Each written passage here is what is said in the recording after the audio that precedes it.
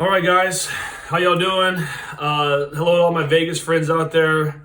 Pleasure to be with you guys this evening. I know it's via video, but that's pretty much the times that we're in these days. Was just asked to share a little bit with you guys about my testimony and kind of what's going on in my life now as a fellow Christ follower. And a lot of you guys probably have heard a little bit about my upbringing just from my dad and mom from the pulpit, but was raised in an awesome Christian house. Bakersfield, California was where I was born. My dad took a pastoral job out in Colorado Springs, Colorado, so we lived there from when I was 10 to when I left for college. So when people ask me where I'm from, I pretty much say Colorado Springs, where I went to high school and kind of had most of my formative years there.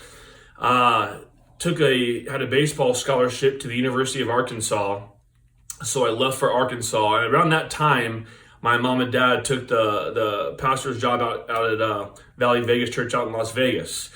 When I left for college was really the first time when I had to have a faith of my own, exercise my own faith. I kind of grew up on my parents' faith. Not saying I wasn't saved or a believer or anything, but was just now that I was off by myself was the first time I had to really make a decision if I really truly wanted to follow Christ. And to be really candid and upfront with you guys, I did not do a very good job. I kind of ventured off into the world and the things of the world. I didn't get into anything super, super crazy or detrimental, but I did the social drinking and some partying and stuff, and ended up, baseball didn't work out very well for me there at the University of Arkansas, so I transferred back home to a junior college, and same thing at the junior college. I didn't really go too far away from off the beaten path, but wasn't walking with the Lord as I would have liked to have done. Ended up getting drafted by the Anaheim Angels, so I signed my pro contract, went down to Tempe, Arizona, where the Angels spring training headquarters is. Started playing professional baseball with them. That's really where I started to go down a path that I wasn't liking, was kind of starting to go deeper and deeper into the world and kind of away from the things of Christ. But luckily I got plugged into a church down there in Gilbert, Arizona. I was 22 years old at this time. And at that moment is really when I started to really walk with God on my own. I rededicated my life. I remember I called my mom and dad and I was crying and I was contrite and remorseful for some of the things I've been doing. So I'm sure I was saved early on, but I don't think I really started walking with Christ until that time when I was 22 years old. And that's when I really started to feel remorse for my sins. And so that's kind of my testimony and my story. After I started playing baseball, I played for 10 years professionally.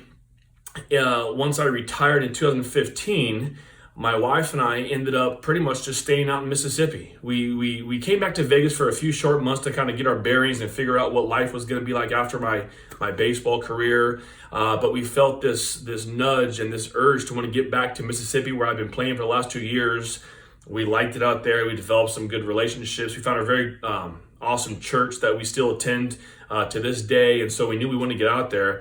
And so the issue was just, well, how do we get out there? And so I made a few phone calls and found a guy who owns this organization that does youth travel baseball. And he told me, look, if you come out here, I'll give you 2 baseball teams and they'll pay you a coaching fee and you can try and drum up all these lessons and make some money that way. And so when we crunched the numbers, it wasn't really going to be enough. It didn't merit us enough to go out there and do that. But Carrie, my wife, and I, we both felt this sense that this is where we're supposed to be.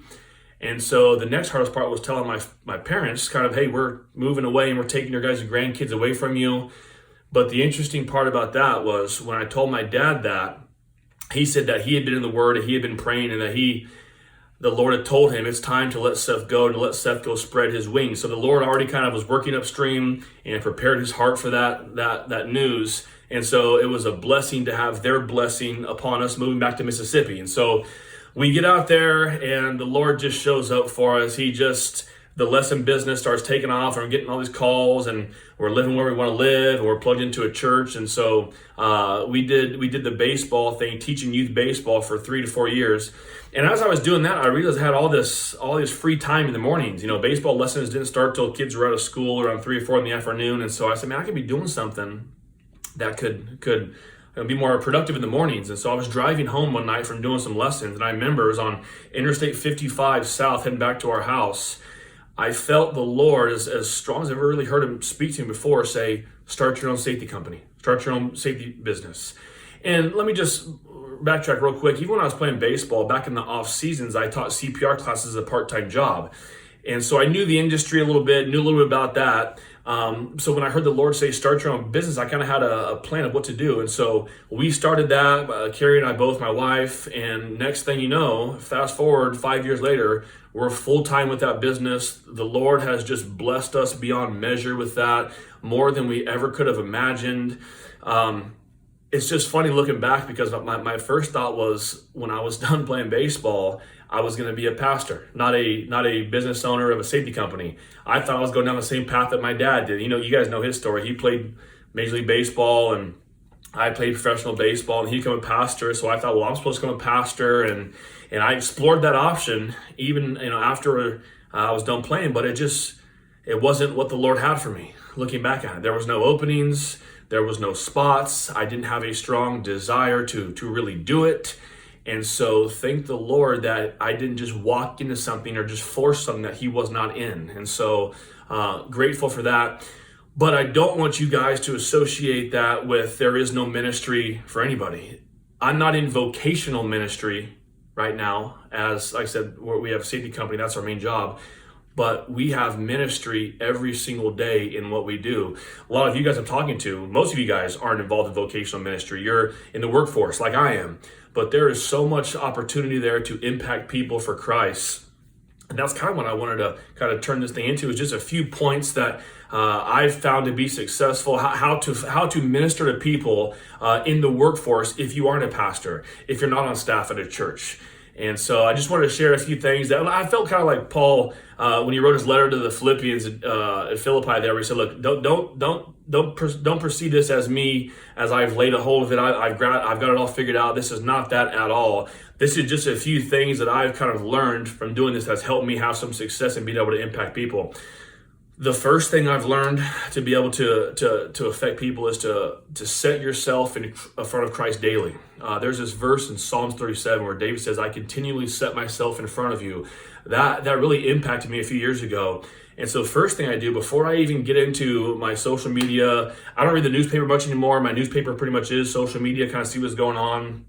Before I flip the TV on, before I read my social media, the first thing I do is I'll read a guy, and you guys can check him out. His name's John Corson Devotional. Just Google John Corson Devotional. He's got a great little devotional. It takes 1 or 2 minutes. I read over it. I get a feel for it. That kind of starts getting my spiritual tank kind of warmed up a little bit. And then I get into my word. And I like to do my word at the gym. I like to go to the gym each morning. And so I'll just wake up, I'll drive over there to the gym, I'll bring my coffee, I'll set up in the gym. There's a little couch that I go to every day, and that's where I read my little devotional. I open my Bible up in the gym, I put my headphones in, and I do my devotion right there in the gym. It's easier for me to get out of the house to do. I notice when I'm at home doing it, a lot of you guys got kids, I've got kids, and so I'm fair game when I'm at home. If I close a door, they don't care about no closed doors. They'll come open it, they'll come ask me questions. "Daddy, do this. Hey, can you make me this? Can you take me this? Can you come play catch with me?" So I like to get out and go do my devotion. Now my wife, she's different. She likes to do hers in the house. So really, whatever works for you. But that is the first thing. You have to really make a conscious effort to seek the Lord before you do anything else. That way you can have yourself kind of spiritually warmed up so that you can be open to stuff that's going to come to you throughout the day. The second thing that I've found that's helpful in trying to impact people for Christ is to welcome any and all interruptions.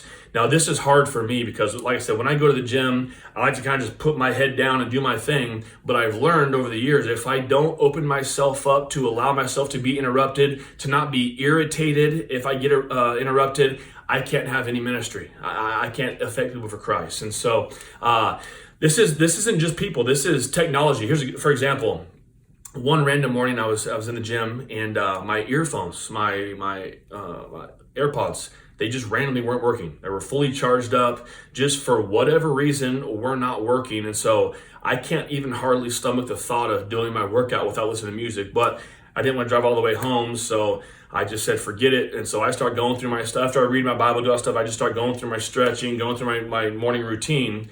And as I'm doing that, a guy comes up to me and says, "Hey, is your name Seth? Do you play baseball?" And I said, "Yeah, I did." He said, "Oh, okay, I saw you on Facebook, and you had a post that you did a couple years ago where you said you were at a park or something, and you were with your sons, and you saw this this kid who was kind of outcasted and wasn't really fitting in, and he would try and go play with another group of kids, and they would shun him, and he was kind of disincluded. And you saw that, and so you told your sons to go invite him to come play football with us. And so you said that you guys made him the quarterback, and you guys celebrated him when he threw a good pass. And then after that, when the little kid took off, you told your sons, hey, if you guys ever see somebody who like that, who wants to be part of the group or doesn't feel included, would you do Dad a favor? Would you include him? Would you have him come play with you? And not only would you do that, would you make him quarterback? Would you let him hit first? Would you make him feel like a king in that moment? And the guy told me, said, man, I read that post you did, and man, I started crying right there in my house. And so I called my two sons up. They play baseball at the local high school right there. And I said, hey, look at this. This guy played pro baseball. Look what he's doing with his sons. And so I got a chance to kind of minister to him through that. And I just kind of spoke some life in him about keeping sports very minimal, and your son's relationship and their character and them walking with God is so much greater than any sports success that they can have and stuff. And after I did that, he started crying, we hugged each other and whatnot. But when he walked away, I realized that wouldn't have happened if I had my earphones in and I was already right in the middle of my workout. And so that's kind of the point I'm making, is be able to welcome any interruptions as they come. Fight that feeling of agitation. Say, hey, this could be the Lord, so let me give this person a few minutes here. Let me kind of see what they're going through. So that's been helpful, is to make sure, be mindful of welcoming all and any interruptions. The third thing that I've found, that I have to make sure I stay on top of this too, is you don't view yourself as what you do. I heard Derek Carr say, I don't view myself as a quarterback. I view myself as a Christian. Because when you view yourself as what you do, whether you're, I'm Rick the electrician, or I'm Mike the CPA, or I'm Tim the dentist or whatnot, you find your identity in that. And when you do that, you're not spiritually, your eyes aren't spiritually open. You're not in tune with what the Spirit's doing.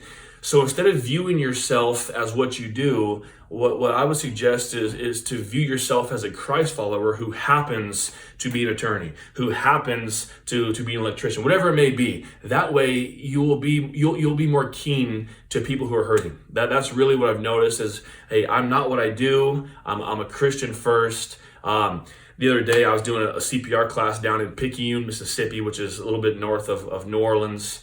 And I'm very mindful of that. Before every class I do, I pray before I go in there, Father God, use me as I go. If somebody's about to die, Lord God, let them understand this information about CPR and first aid, so that if they need to use it, they can do that. I also pray, but also if somebody's hurting here, open my eyes and give me your eyes and your heart to be able to discern what's going on with them. And so I did the CPR class. It was a good class. And as I'm cleaning up and packing up all my mannequins, I'm talking to the director of the center, and she was telling me, she's, yeah, I'm glad I got this information. My sister, I may have to use this on her pretty soon. And I'm just packing my stuff up, just kind of hearing her talk. And she says, yeah, she just got diagnosed with breast cancer 2 days ago. And as she's telling me, I hear her voice kind of start shaking, and it's obviously close to her heart. And so right when I heard that voice start shaking, and I heard her say, my sister's got diagnosed with, excuse me, with breast cancer, I realized, okay, here you are, Lord. Okay, this is why I'm here. This is more than the CPR class, more than the certification cards. This is what you sent me here for. So she tells me that, and so I'm packing it all up, and we're getting ready to head out. And I said, hey, before I head out of here, I would be remiss if I didn't ask to pray for you. And her eyes got big, and there was another gal who worked there. They both kind of stopped in their tracks and looked, and I said, hey, I know I came here to do a CPR class, but my wife and I, we own this business, and our first priority is to affect people for Christ and people who are hurting. And so would you mind if I prayed for you right now, prayed for you and your sister? And so when I said that, she just started breaking down crying. And the other gal who worked there, she started crying too. And so we kind of huddled up, and I prayed over her and her sister, and we prayed for healing and prayed for peace as they deal with this, and strength and courage as they battle this fight against cancer. And so but if I didn't have if I view myself as I'm only here for CPR, I may not have caught that. And so open yourself up to anywhere you go, whatever you're doing. I'm always mindful of things that the Lord wants me to do, or I'm looking for stuff that I could possibly pray for people. And that's really the last point is pray for people in public. How many times have you, I know I have, how many times have you told somebody, hey, I'm going to pray for you, man? or hey, I'm going to pray for you. Hey, I will. I'm going to put you on my prayer list. That's good, and that's very good actually. But I like praying for people right then and there, because here's why. One of two things. One, I'll forget. Most good chance I will forget. But then second of all, I don't think it holds as much power to do later as you do right then and there. Speaking of the gym, I have a lot of ministry at the gym I go to. It's hard for me to even work out sometimes, just because the Lord is doing a lot of stuff there. But I was talking to a guy who works there, and he was chit-chatting. He was trying to sell me on this protein powder, man. This whey protein, man. It's got 4 to 1 carb to protein intake. And old David over there, you know David, he was skinny, and he said he was even more skinny since his son passed away. And so I told him to get on this kind of protein. And so his name's Sly. Sly's telling me about this protein. And as he's talking to me, I'm just, once I hear, David over there, his son just passed away, all the stuff about protein powders in one ear out the other. My thoughts now kind of shift to hold on, what'd you say? David's son passed away? And so I kind of stopped him and said, yeah, David, David Arnold? He goes to your church. His son passed away. And I said, oh, okay. And so he finishes up kind of telling me about this protein stuff he's all excited about. And so I go to my little couch and I sit down, I put my headphones in, and I kind of start getting into my routine and my devotion and my reading. But I have a hard time even getting into it, because my heart is kind of just turned and kind of aching for this guy I know from the gym, this David Arnold. And so lo and behold, as I look up at the door, I see David walk in the gym. And I said, wow, there he is. And so I knew before I could even get into my study, get into my weight training, I said, I got to go talk to David. I got to go find out what's going on. I think the Lord probably wants me to pray for him and see what's going on with him. And so he starts doing his workout. I don't want to interrupt him, but then I find the right time. And so I approach him. I said, hey, David. I said, what's going on, man? He said, hey, how you doing? And I said, hey, I heard in passing, is it true? Did your son pass away? And he kind of got his everything in his face kind of left. And he said, yeah, he passed away about 3 weeks ago. And I said, oh man, I'm so sorry to hear that. Sly was telling me, and I overheard it. I said, man, I'm sorry. So yeah, he had a drug overdose. Fentanyl, was laced with fentanyl, and had dealt with addiction problems. And he said, yeah, he killed my son, and he's gone. And it's the hardest thing I've ever had to face in my life. And so I come here to the gym, and I try and keep my mind occupied, and I try and lift weights, and I try and go run, and I try and do this and try and do that to deal with the grief of this pain and stuff. And as he's telling me this, I'm just, man, feeling really emotional. I got 2 sons of my own, and so I'm just kind of starting to put myself through what the pain that would be. And so I asked him, I said, hey, do you mind if I pray for you right now? And he kind of said, right now? I said, yeah. I said, right now, do you mind? He said, sure. And so I said, let's go outside right here. And so we go outside of the gym, and so just start praying for him. And man, I couldn't even get any words out when I was praying for him. We both just started bawling. We both just started crying, just started weeping together. And I felt afterwards, I felt bad because I couldn't even really get a whole lot of words out for him. But then I remember the Beatitudes, Matthew 5, where it says, blessed are those who mourn, for they'll be comforted. And so after the prayer, he said, man, I know we didn't say much, but man, I feel comfort for that. Thank you so much for that. And so that was powerful. That was cool. And then after I go back, once I wipe my eyes away and get myself kind of ready to go again, I go back to the gym, and some guy comes up to me and says, hey, were you praying for that guy out there? And I said, yeah. He said, man, that is so cool, man. I always tell people I'm going to pray for him. I never actually do it. So I think I'm going to start doing that. So not only was it for David, whose son passed away, it was for anybody else who saw and encourages their faith to say, hey, I think I'm going to put my faith in action.